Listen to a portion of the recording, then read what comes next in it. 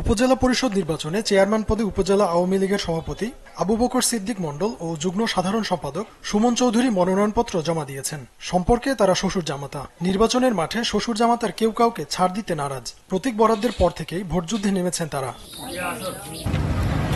ঘটনাটি জয়পুরহাটের পাঁচবিবি উপজেলার। জামাই শ্বশুর এখন নিজেদের ভোট চাইতে ভোটারদের দিচ্ছেন নানান রকম প্রতিশ্রুতি। জামাই শ্বশুরের প্রার্থিতায় ভোট দেয়া নিয়ে বেকায়দায় পড়েছেন স্বজনেরা।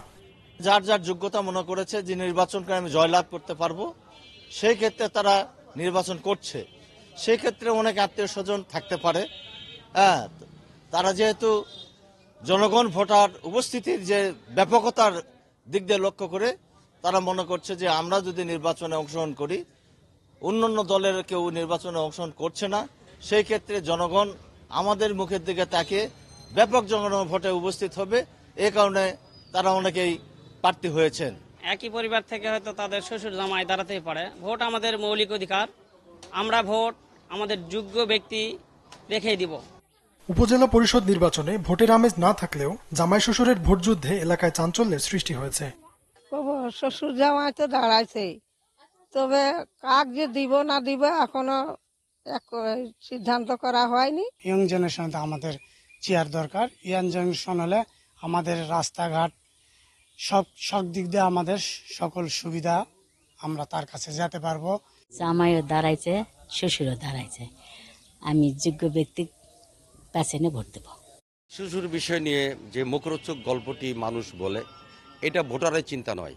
ভোটার সিদ্ধান্ত নিবে আমি কাকে ভোট দিব, আমার ভোট আমি দিব, যাকে খুশি তাকে দিব। এই চিন্তায় পাজি মানুষ অত্যন্ত স্বচ্ছ এবং এই চিন্তার মধ্যে মানুষ থাকবে, এটা আশা করি। জামাই সুমন চৌধুরী বলছেন, শ্বশুর ও জামাই আমরা একসাথে রাজনীতিতে থাকলেও প্রার্থী হওয়ার অধিকার সবার আছে। নির্বাচনের মাঠে সকলেই প্রতিদ্বন্দ্বী থাকবে, সবাই থাকবে। এখানে কে আত্মীয়, কে স্বজন, কে বন্ধু বান্ধব, এটি আমার দেখার বিষয় না। আমি আমার যোগ্যতায় নির্বাচন করছি। আমি নির্বাচনে আমি মনে করি এলাকাবাসী একটি গ্রহণযোগ্য প্রার্থী হিসেবে আমাকে বেছে নিয়েছে এবং সকল দিক থেকে আমি যোগ্যতা তারুণ্যের প্রতীক হিসাবে আমি মাঠে নেমেছি। আবু বকর সিদ্দিক বিষয়টি সেভাবে দেখছেন না। তিনি বলেন, দলীয়ভাবে উপজেলা নির্বাচনের প্রার্থিতা উন্মুক্ত করা হয়েছে, এতে তার কোনো আপত্তি নেই। জনগণ আমাকে ভালোবাসে, আমি ইনশাআল্লাহ আগামী নির্বাচনে বিপুল ভোটে জয়লাভ করব। ধন্যবাদ।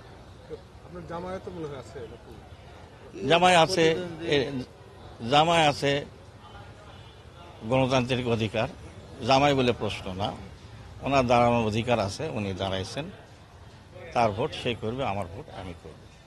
জামাই শ্বশুর ছাড়াও চেয়ারম্যান পদে আরও 4 জন প্রার্থী হয়েছেন। আগামী 21 মে পাঁচবিবিতে ভোট গ্রহণ অনুষ্ঠিত হবে।